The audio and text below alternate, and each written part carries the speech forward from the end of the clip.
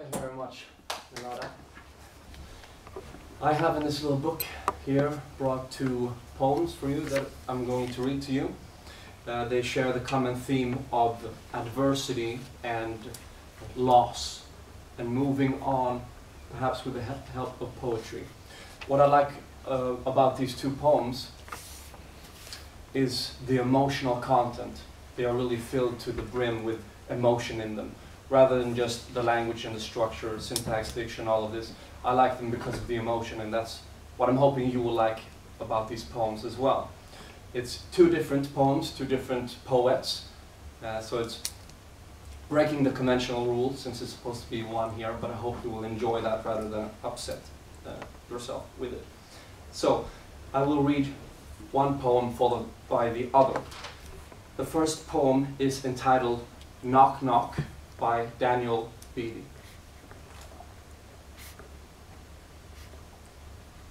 As a boy, I shared a game with my father. Played it every morning till I was 3. He would knock knock on my door and I'd pretend to be asleep till he got right next to the bed. Then I would jump up into his arms. Good morning, Papa. And my papa would tell me that he loved me. We shared a game, knock knock. Until that day, the knock never came. And my mama takes me on a ride past cornfields on this never-ending highway till we reach a place of high, rusty gates.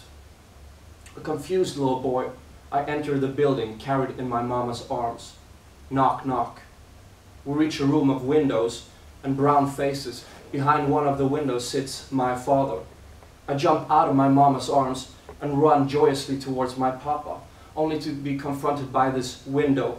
I knock, knock, trying to break through the glass, trying to get to my father. I knock, knock as my mama pulls me away before my papa even says a word. And for years, he has never said a word.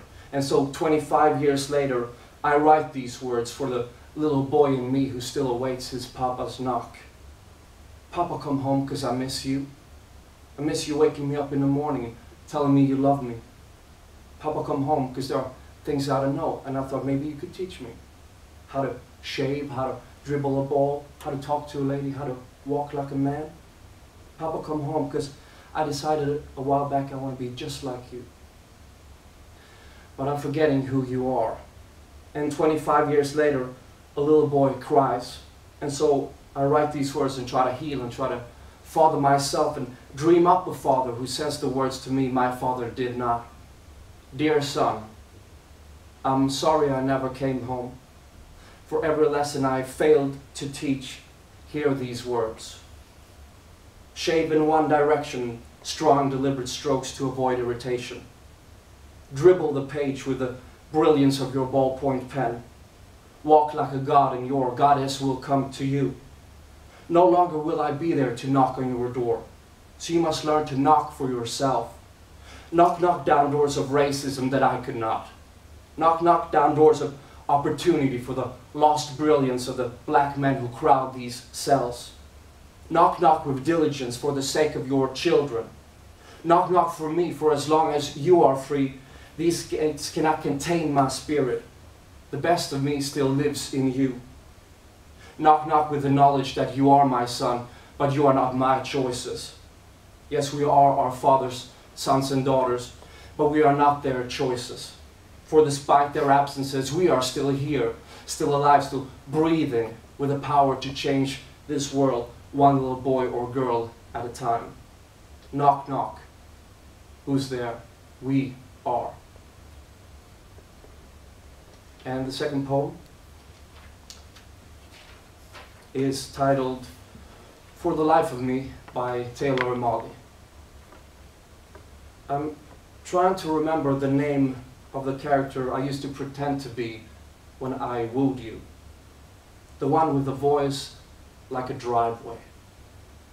Who you said made you laugh, but on whom I think we both know you developed a little bit of a crush. So unlike the real me he was. Based on this ex-Dallas cowboy I knew in graduate school who owned a liquor store and a sun lamp. You're the kind of woman that makes a man want to get in touch with his masculine side. And I don't think I can love you anymore. That's about the stupidest thing I ever made him say. This character who you said you loved, and who made you laugh every time, and whose name I cannot for the life of me remember. And speaking of time, I found a digital watch in a bag that I thought was mine, but was yours, although it's mine now, I guess. And it said, of course, 12:34. 1, 2, 3, 4. The magic minute of childhood. Of course, that wasn't the time at the time, although it is now.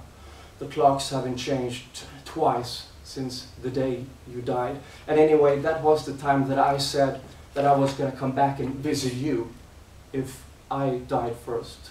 Remember arguing about that, about who was going to die first?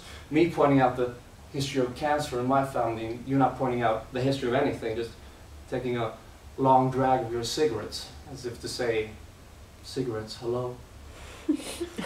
I'm willing to admit that you were right, because I'm the one who is left, although I still think you cheated. And speaking of suicide, I once asked you whether you ever thought about it, and you said, no, you're not that lucky. In an answer I recognize now as being more loaded than any pistol that we never kept under the mattress, which I had to give away anyway. And now I wonder that if you were to come back from the dead, whether I could stop myself from saying, see, apparently I am that lucky. And speaking of luck, you always said that I sucked it right out of the room. But that was right after you found out that the word squinters, S-Q-U-I-N-T-E-R-S, those who squint, is an acceptable word in Scrabble. You lost the point, I banked 144 points, the overturned board scattered most of the tiles, and there are still letters I cannot find. And speaking of letters I never found, you never left me one. You never sent me one, or left me a note or a sign. As I boxed and gave away your clothes and packed up the apartment, I kept thinking that I was going to find something. All of last year's fall, my breath arrived each day with the mail. I still think sometimes it might arrive. A padded envelope without a zip code or missing a stamp. Something filled with all the missing letters. But for now, I would be content to remember the name of the man who said, I don't think I can love you anymore. That man who you said you loved, who I pretended to be, and whose name I cannot remember for the life of me. Thank you very much.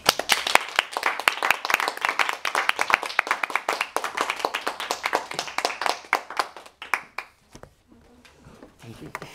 Thank you, Isaac. Perhaps it will be for the